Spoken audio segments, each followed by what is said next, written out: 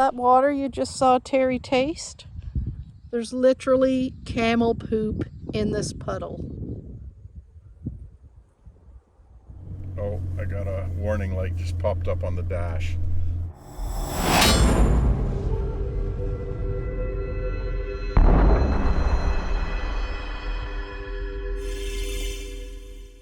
Starting to get into some scenery now. Ooh. We're on the east side of well 23, and it's actually looking quite nice now. I've come out here to record these little purple flowers in our track, and they are really, really, really beautiful. And they're gonna love this rain that's coming down right now. I'll see if you can see it. We just went past some purple flowers I don't think we've seen yet. Well, Jill is at the back of the truck fixing our lunch. We are just east of well 23, and have a look at that backdrop. Not too shabby, hey? Look at these rocks on the ground. They're really cool. They're very cool. They're embedded in salt, and it's like they're rusty around the edges. And that rain looks like is behind us now, because that is looking west, and that is looking east, the direction we're heading. Nice one.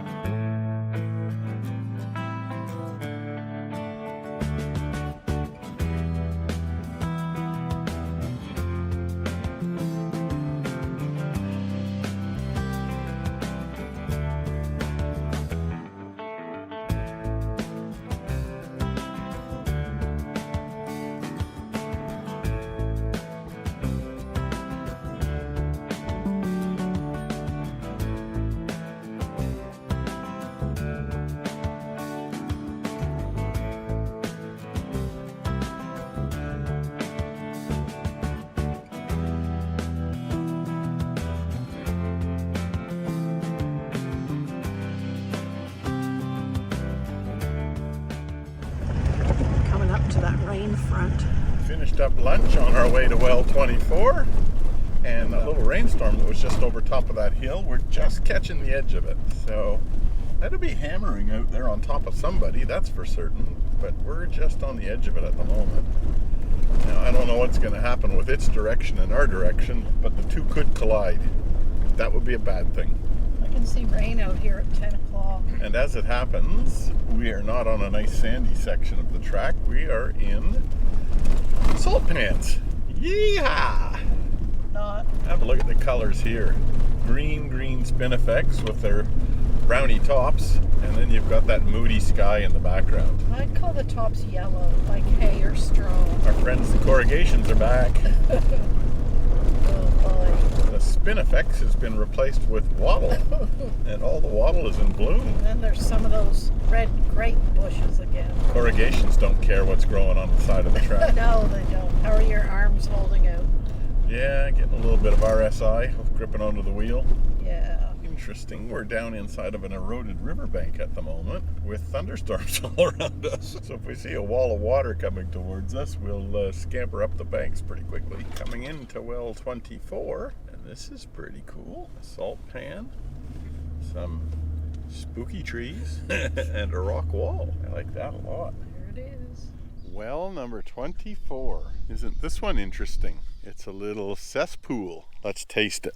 No, Terry.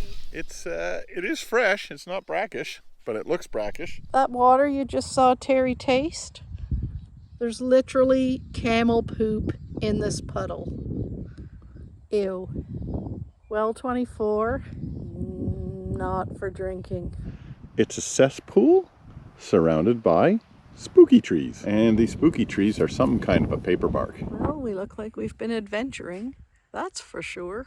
We're at the junction of the Canning and the Talawana. The Talawana peels off to the right over to Windy Corner, and we keep traveling in a northeasterly direction. Well 25 is next in front of us. That's Terrywana. Terrywana. Yeah. Terrywana camp soon. It's only 12:55. Is it? Yeah. Okay, well, we're going to camp earlier today, that's for sure. Than yesterday, oh yeah. Coming along out of this riverbed, and you can see the track peeling off at about the 11 o'clock, 12 o'clock position, straight up that hill, and it's all rock. Very, very neat. Oh, I got a warning light just popped up on the dash. Low washer fluid. Now, there's a service item for me at our next camp. This is freaky. You got these rocks right at the base of all of these sand dunes. That spin effect's G ahead, blowing in the wind. And then it flattens right out. Oh, look at that mob of camels.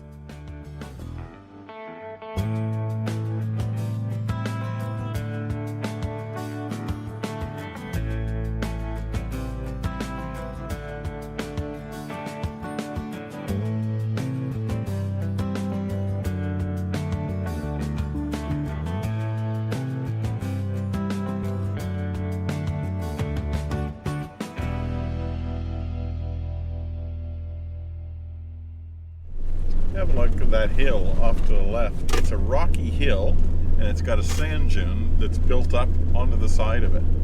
All the way up to the top of it, too. I've never seen that before.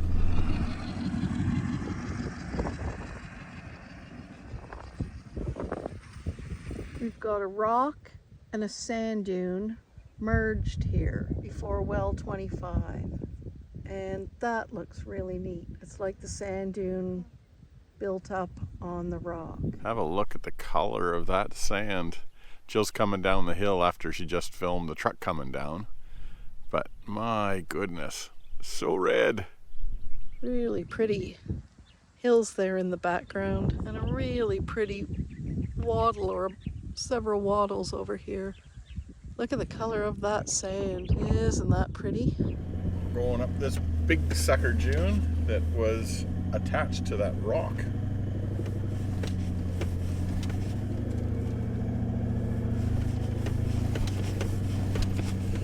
This sand isn't like the Simo sand that's really, really fine. This is actually quite coarse.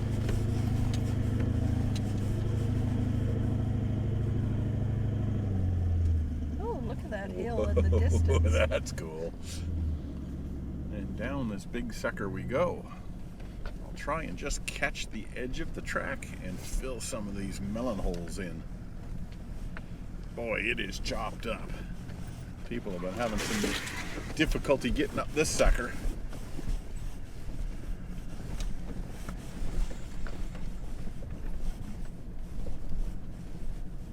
There, that's a little flattened out for the next guy going up it.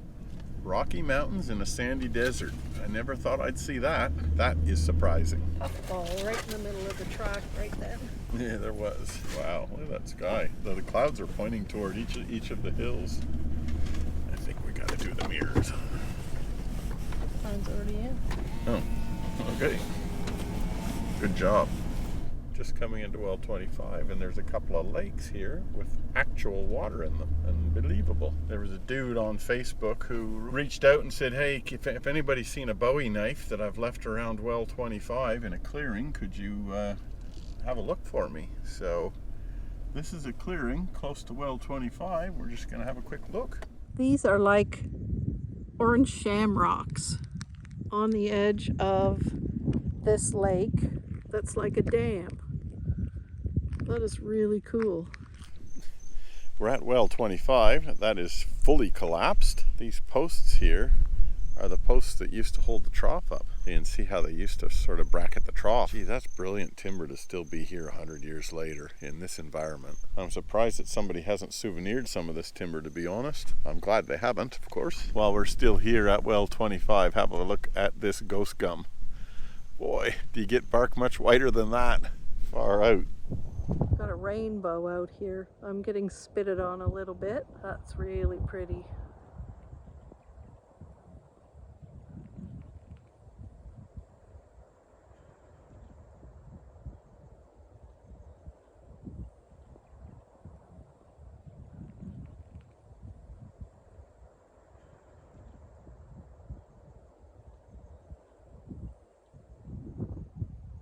Hear the wind in the desert oak here.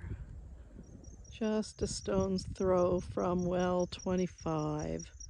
We've pulled up an early camp today. Tons of firewood, tons of flies. Trying to walk through the obstacles. Firewood, flies, and poop are the theme of this site. There's poop everywhere. Just warming my flies by the fire.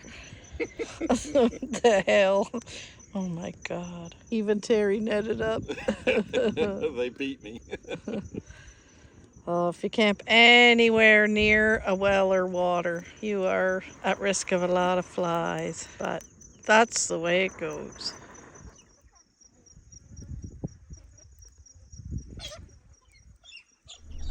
Good morning, campers. We are just leaving our camp on day number 10, night 9. On to day 10, we're traveling along the mostly dried out lake where we camped last night. And it was an awesome camp. We even saw a rainbow, so that was pretty neat. Off to well 26 today, recommission with a bit of water, and then continue further east.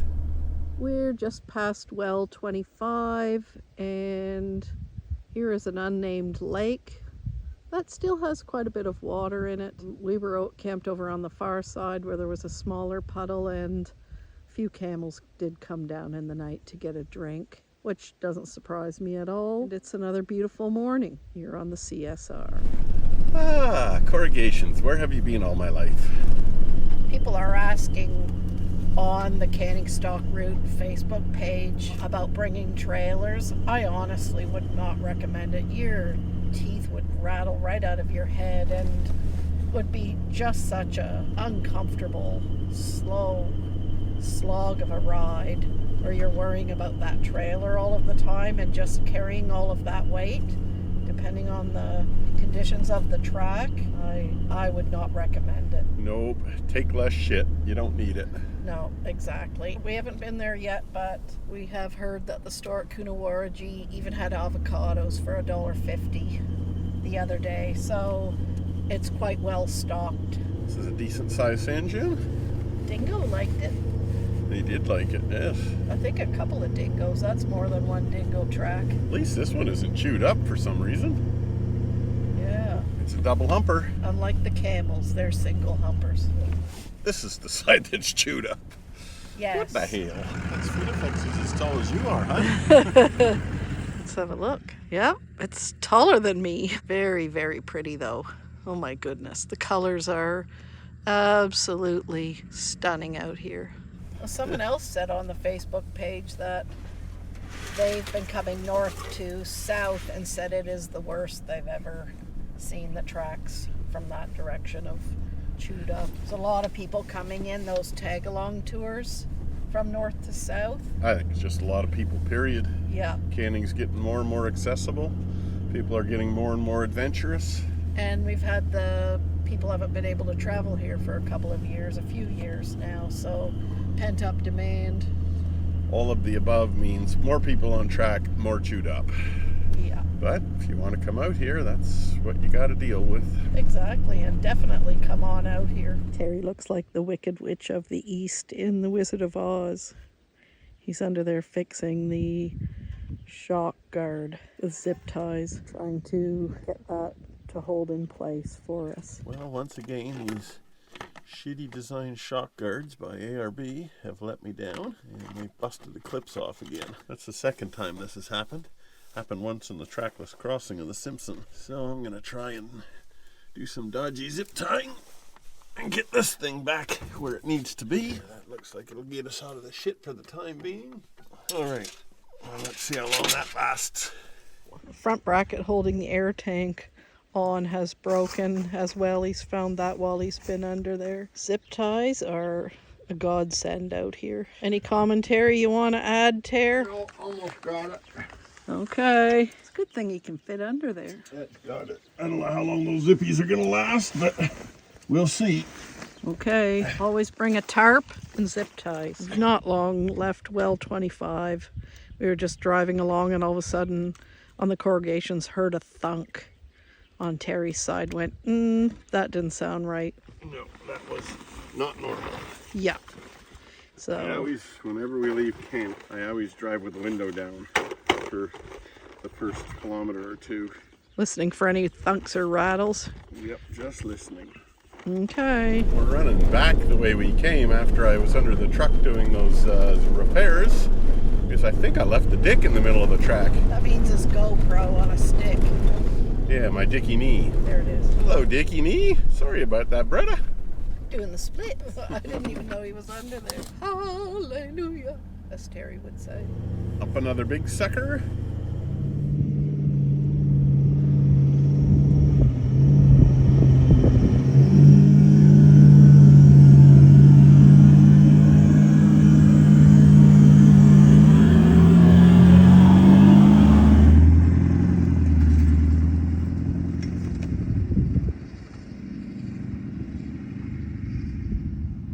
The dunes have a good firm base at the moment. I think it must be from that rain yesterday. Just that little bit is enough to make a difference.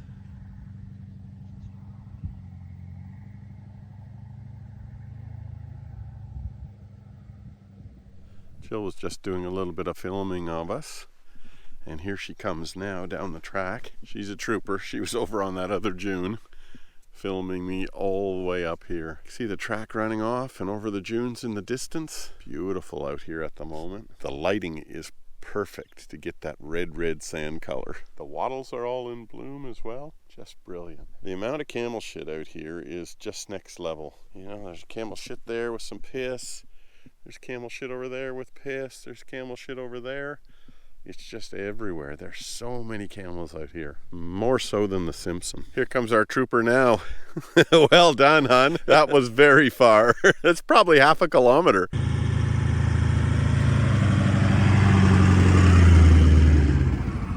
Now, well 26 is fully restored, and we're going to grab some water and recommission our water supplies. The galvanized trough on this well is in excellent condition. More so than almost any of the other wells that we've seen. I seriously doubt that's the original trough. Although you get rotted out sections like that, it makes me wonder. That looks pretty cool. The timber goes down about 10 feet, and then from there, we're into the soil area. Let's pull some water out of this sucker.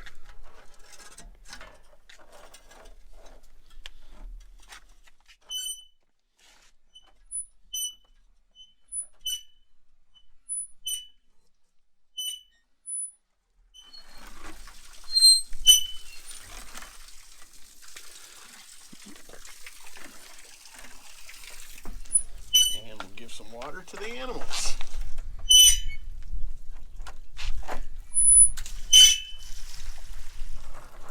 Water is beautiful and sweet, but it's very tannin colored. Okay. There's a hole in this bucket, so it's going to take a while. It's a decent sized hole. You bring a full container up and you get 3/4 at the top. Look at the bugs here trying to get a drink. 5 minutes later. It's going to sink shortly. She goes. There she goes. 10 minutes later. Here she goes. Got a few holes. Look at the bugs chasing it out. Someone's looking for water. I wonder whether you can actually get anything out of that little bit of wet dust. This is neat. A little water container. I guess that would be carried by camels. It's got the little D-shackles on it to strap it from side to side on the camel. And it's commemorating the 75th anniversary of the commencement of the construction of the stock route. The wells were dug around 1910 or so, but they were reconditioned again in 1929, 1930 by two parties. One was led by Snell and the other by Canning again, who was 68 at the time. And then they were again restored in 1942 as a possible wartime evacuation route for Kimberley residents. And of course, the last time cattle were drove down it was 1958. You know, I was just recalling that story that I told earlier about us jumping on that pack ice, and I think I got that recollection incorrect, actually. I'm pretty certain, now that I think about it, we left the shore jumping from pack ice to pack ice, and Dad saw us out on the horizon of the lake, and he flipped his lid, and he actually got the canoe and came out in the canoe and grabbed us. I think that's how it went down. He was not a happy man, as you could well imagine why. So I was going to tell a little bit of story about cars. I already lamented about that Pontiac Parisienne that I got from my uncle. I also had a 1951 Henry J. You could buy it. It was a compact car in its day, and you could buy it on the Sears catalog. It was a drag car. My dad found it in the States. He was down for work in the U.S. for some reason, and he saw it in a used car lot across from where he was staying, and he bought it and brought it home. Can't remember what he paid for it, but it was bugger all, maybe $500 or $700 or something. I stripped that car down. It had a 327 in it. I stripped that car down. I remember one day a mate of mine came over on his bike, and we were just sitting around going, what should we do? He said, how about we hook the car up to the back of the motorbike and tow the car tow the car down the road, and I can drive the car. So that's exactly what we did. We hooked up a rope to the chassis, and it was just a bare chassis. There was no body on it at this point. Put a steering wheel on it, put a milk crate on the chassis, and I climbed on board, and Greg jumped on his motorbike, and he towed me down the street with it. We had good fun. I never did finish that car. I think that eventually, I don't know what happened. What happened to that? Maybe Dad took it to the tip, actually. My first real car that I bought with my real money was my 1986 Monte Carlo SS, and I loved that car. That was such a cool looking car, and I still like it to this day. I knew Jill at the time when I had that car, and I think her father called it the gangster car, didn't he? The pimp car. The pimp car. And if you have a look at photos of it, you can see why it does kind of look like a pimp ride. Yeah, he thought Terry should be wearing a fedora with a feather in it. That was a great car, though. I had that until we moved to Australia, and I loved that car. Actually, no, I sold that. I was going to say you didn't have it. No, and I don't know why I sold that. But anyway, I did. I sold it, and I bought a 1984 F100 pickup truck. And that thing was an absolute rust bucket. I sprayed the entire car with used motor oil over winter, just to keep the salt off of it as best I could and to try and keep the panels together. Jill and I were traveling to Mom and Dad's cottage in the States once, and we're driving along I-75 at 100 kilometers an hour, and the bonnet skin separated. The frame stayed latched down, but the skin separated because the front of the bonnet was all rotted out, and it folded over top of the windscreen. We couldn't see a damn thing. I think we were overtaking a caravan at that time or something like that. We were. But yeah, it scared the shit out of us because the bonnet came up, laid over the windscreen. So we pulled over. I got a screwdriver and I punched a couple of holes in the skin and got some rope and tied the skin and the frame together. And it stayed like that for, I don't know, it might have been a year. Quite a long time anyway. I did buy a new bonnet, a brand spanking new bonnet, and I never actually put it on the truck. When I sold the truck, that bonnet was in the back of the truck. I sold it with it. The other thing that F100 had was a massive exhaust leak, and it was really fuely. So if you were driving along at 100 kilometers an hour and then you pulled off an off-ramp, for example, to fill up, go into the petrol station to fill up, as soon as you switch the car off, you wait for about 2 seconds, and a god-awful bang would happen as the unburnt fuel in the exhaust pipe exploded, and you'd see people diving for cover when that happened. I think they thought there was a gunshot or something. They did. Well, they didn't in Canada. Canada, everyone would look around like, what in the world was that? But when we were over in the States, everyone thought it was a gun. Yeah, exactly.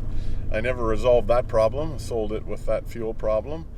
And I do recall on the day that I sold it, Jill took it to work. She worked, it might have been a night shift or it was a real late shift anyway.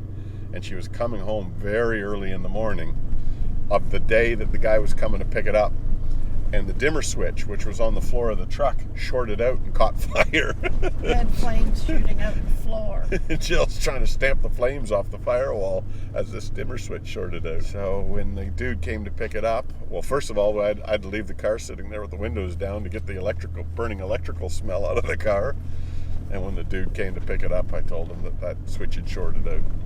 That was just before we moved to Australia. We were selling everything we owned. It was, exactly. Or giving it away or whatever. Yep, exactly. And that was it. Not long after that car was gone, we climbed aboard a 747 and flew to Australia. And we'll save that story for another day.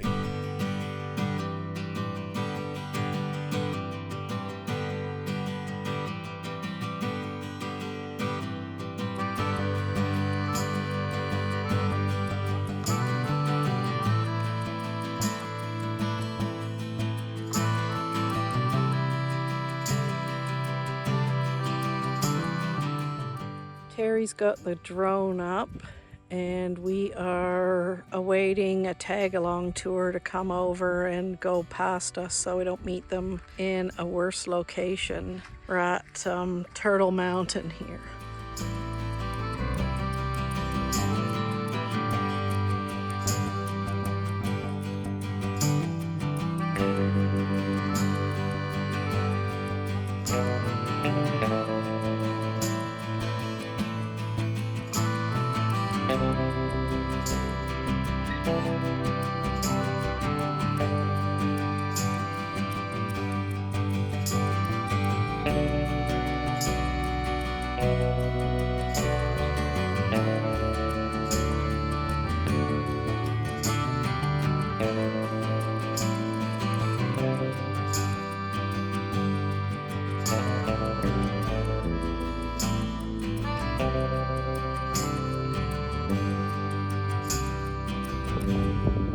Like little pom-poms blowing in the wind. This is interesting. We've got a beautiful sandy track with giant gibbers in the middle of it. It's like, what the hell? It's like somebody sprinkled them here. It would have had to be Thor. Gibbers gone, and we're cresting a dune. And running over dingo tracks. Lots and lots of dingo tracks, yes. Man, this is chewed up on the east side of these dunes. Like, I think that's probably worse than the dunes on the Simpson Desert. We were only there last year, so we're talking pretty recently.